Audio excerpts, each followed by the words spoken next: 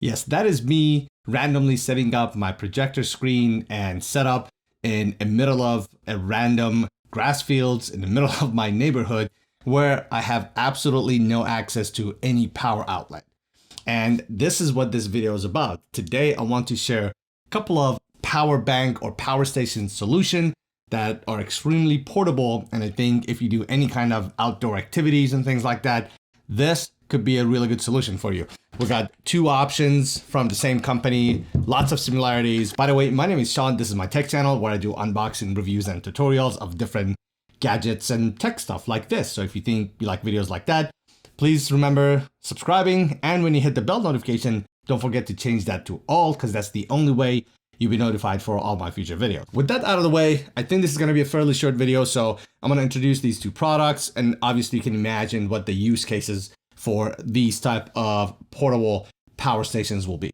So obviously I've been testing these for a while right now, so I have already unboxed, but I do want to kind of share with you what's inside the box and what you should experience when you get these. So this is the smaller model. This is about double the size, both in terms of volume, weight, and the amount of power they produce. So first you get your power adapter. This is going to be the fastest way you can charge your devices. There are other ways you can charge, which we're going to talk about that in a moment.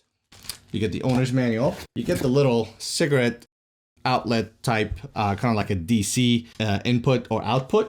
You also get a USB-A to USB Type-C included in this. So the set of cables, like I said, it's the same for both devices. So the company is called NexPow. So this is for the smaller unit, battery capacity 48,000 milliamps. Input, you have DC 10 volt or all the way up to 28 volts at a maximum of 2.5 amp. That's the input. And then as far as the AC output, you get 110 volts at 60 hertz and DC output up to 7 amps. USB output 5 watts. You have Type-C input and output. Your PD USB Type-C PD port, it can support up to 45 watts of power, so you could easily power your MacBook with this as well. And this is the big guy right here, 80,000 milliamp battery. As far as the input and outputs, they are identical, so 10 volts to 28 volts, maximum of 2.5 amp.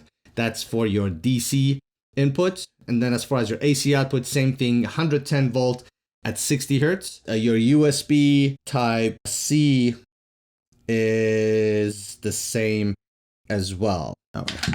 So this big boy weighs 7.09 pounds. This guy right here, 48,000 milliamp battery, it weighs 3.4.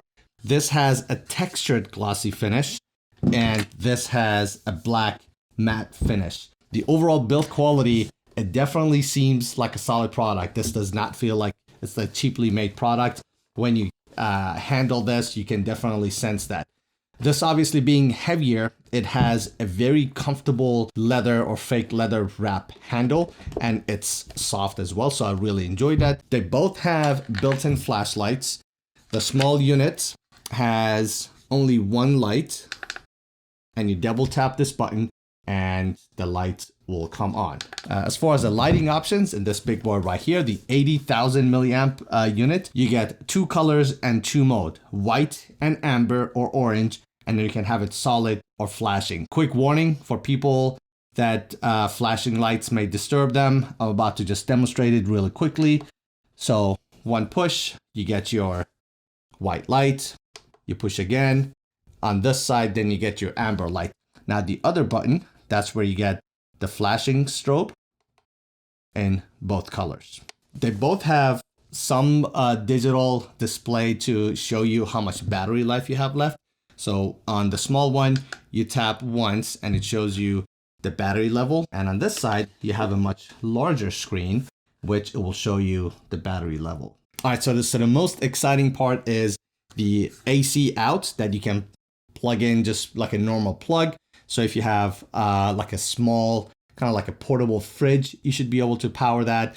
Or if you want to, I don't know, you're outdoors and you want to charge your drone batteries, your cameras, your GoPro, your laptop, your phones. So it's going to be ideal. It gives you lots of power for multiple devices, for multiple people, for multiple days, essentially. The smaller one at the time I'm reviewing this, I think it's about $110, and the large unit is about $210 at 80,000 watt battery. When you look at the front, you get your 2 AC output, and it will be able to support 110 watts of power to both of them simultaneously at the same time. So let's talk about how you can actually charge these devices. So the first and best method is going to be using the provided adapter. So that's going to be your first way to charge this, which is the most efficient one. The second way is using a USB Type-C cable using the provided PD USB Type-C PD port that you have. That is in and out, but obviously that's not going to be as effective. But if you got a bunch of USB Type-C laying around and you want to always keep these things charged, you can do it that way. Once you're outside, out and about, you can use portable solar panels to charge these devices. And it's not included with this device, and they don't actually sell one, but you can use a solar panel that is 50 to 100 watts and uses 12 to 18 volts. Now, one thing you need to keep in mind, some devices, small appliances, the amount of power they draw, whether it's high current or high wattage, it's not going to work. So for example, I tried to plug in my portable heater, and it trips this because it has some safety features built in, and then it will cut the power, so it didn't work.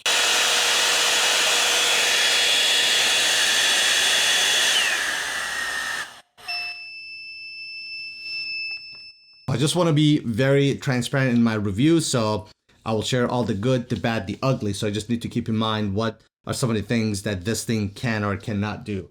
So for some of, like I said, your everyday stuff that you carry with you, this is going to be perfect when you're camping, your iPad, your drones, your cameras, and all that stuff is going to be just fine. But some of the appliances that draw a little bit more currents and wattage, and they're a little bit more demanding, such as a hair dryer or a heater, is not going to work.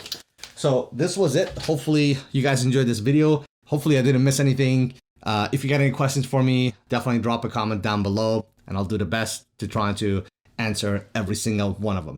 Thanks for watching, and I'll see you in the next one.